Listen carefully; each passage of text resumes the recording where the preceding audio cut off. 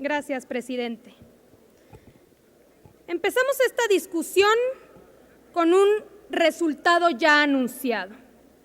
Estamos frente a la derrota de lo social sobre lo privado, el triunfo de una televisora sobre el derecho de 120 millones de mexicanos. Estamos encerrados en el escenario del cinismo, aplaudiendo la aprobación de una reforma con las migajas que los grandes intereses nos concedieron modificar. Detengámonos unos minutos a imaginar lo que pudimos haber hecho si nos hubiéramos comportado como legisladores con miras altas que actúan con independencia. Pudimos haber logrado que prendiendo la televisión gratuita pudiéramos escoger entre ver una telenovela o una película o un programa de reciclaje. Pudimos haber creado un instituto fuerte que nos protegiera de los abusos, de los excesivos costos de la telefonía y la televisión de paga.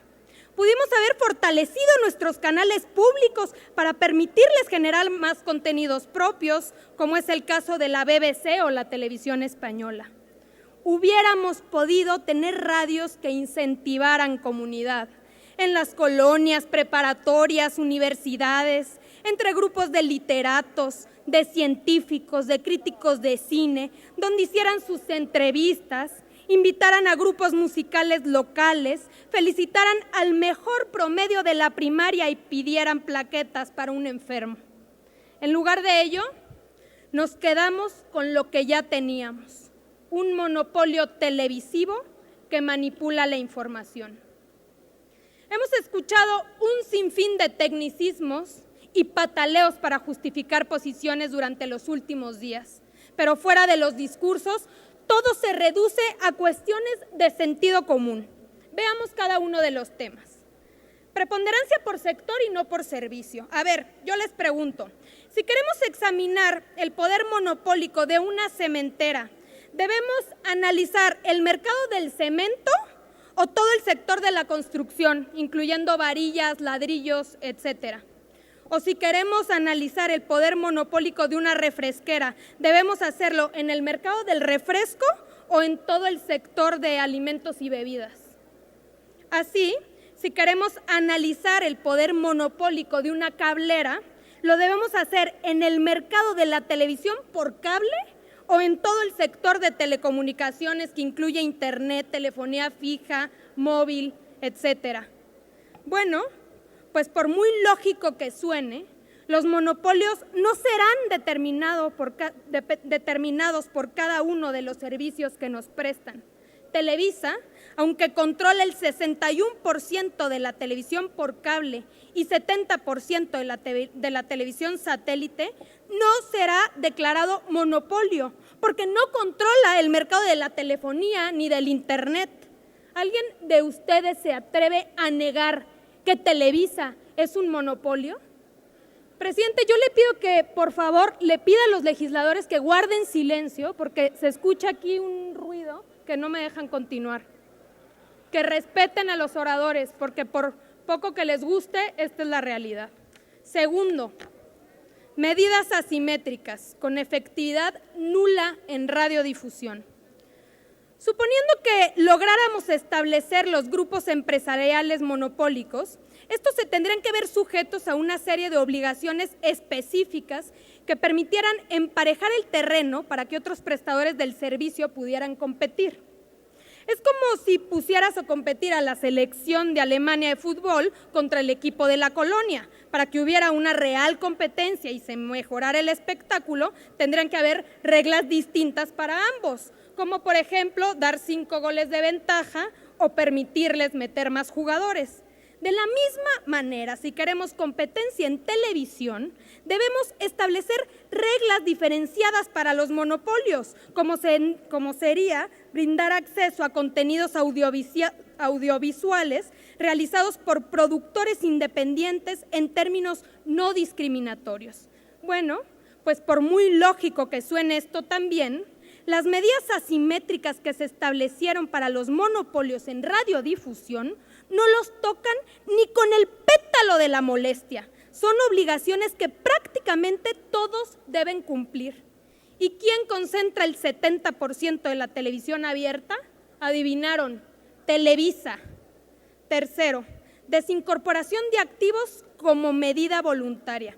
Cuando se aprobó la reforma constitucional y se dijo a todas voces que se acabarían los monopolios, algunos de nosotros nos atrevimos a pensar que las empresas que concentraran más del 50% se les obligaría a vender sus acciones excedentes para disminuir su participación en el mercado, como sucedió con AT&T en Estados Unidos o Microsoft en Europa. Pues nada de eso.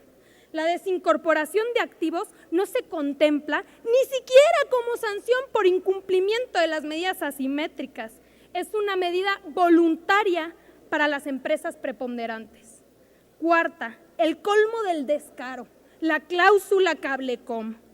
Se establece el artículo 9º transitorio como un traje a la medida para que Televisa, al no haber que no fue declarada preponderante en televisión de paga, aunque concentra el 60%, pueda continuar con la compra de cableras independientes sin siquiera pedir autorización al IFT. Quinto, menosprecio de medios sociales, lo privado por encima de lo social. Países como Uruguay reservan el 33% del espacio radioeléctrico para medios sociales. Su ley establece que el espacio radioeléctrico es patrimonio común de la humanidad sujeto a administración de los estados y, por tanto, el acceso equitativo a las frecuencias de todos los uruguayos constituye un principio general de la administración. En México, nuestra Constitución también establece que el espacio radioeléctrico es propiedad de la nación, pero aunque el espacio es de todas y todos, la ley reserva a medios sociales únicamente el 10% de radio FM en alta frecuencia, es decir, en el espacio de menor calidad donde se dificulta agarrar señal. Y por si fuera poco, los limitan excesivamente en sus fuentes de financiamiento que les permitan sobrevivir y operar, condenándolas a prácticamente todas a desaparecer. Sexto, aumento de publicidad. Todos sabemos que en México no hay contenidos acompañados de publicidad, hay publicidad acompañada de contenidos. La ley establece para comerciales 12 minutos por hora, es decir, el 20% de la posibilidad con la posibilidad de aumentarlo si se tiene producción nacional. Obviamente, en ello no se contemplan los fondos de La Costeña o de Coca-Cola mientras hablan los presentadores, las infinitas referencias a productos que aparecen continuamente de manera espontánea. Habría que incluir Pinta tu raya con Comex de los árbitros, los infomerciales de Lolita Ayala, los programas matutinos como Hoy, donde sus conductores se dedican exclusivamente a promocionar productos. O sea que ante la pregunta de ¿qué obtenemos los ciudadanos dueños del espacio radioeléctrico? La respuesta es más publicidad. Y séptima, la cereza del pastel, colaboración con la justicia. Recordarán que cuando Peña presentó su iniciativa, la sociedad reaccionó indignada al saber que permitirían que cualquier instancia de seguridad y procuración de justicia, llámese Ministerio Público, PGR, Procuradurías Locales, Policía Federal, Segov, Ejército, Marina o CISEN, pudieran brincarse la Constitución y ordenar la geolocalización en tiempo real, el bloqueo de señales y el almacenamiento de datos personales sin mediar una investigación previa ni requerir la autorización de un juez. Y que en un intento por calmar las aguas, Lozano y el PRI prometieron dar marcha atrás y eliminar del dictamen estas medidas autoritarias. Pues no fue así. En un insulto a la inteligencia ciudadana, maquillaron lo evidente dejando todas estas figuras en el artículo 189 y 190. ¿En qué país existen leyes en materia de telecomunicaciones con técnicas de investigación aún más intrusivas que la propia ley penal? Solo en México. Y aquí concluyo. Aquí estamos parados hoy, alardeando el único beneficio de la reforma, que es el no pago de larga distancia, para evitar enfrentarnos a los enormes intereses y democratizar los medios de comunicación.